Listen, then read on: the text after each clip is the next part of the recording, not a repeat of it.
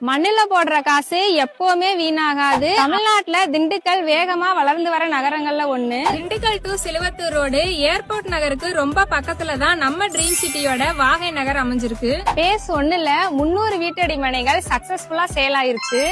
அந்த வெற்றியை தொடர்ந்து வாகை நகர் பேஸ் 2 வந்து லான்ச் பண்ணிருக்காங்க.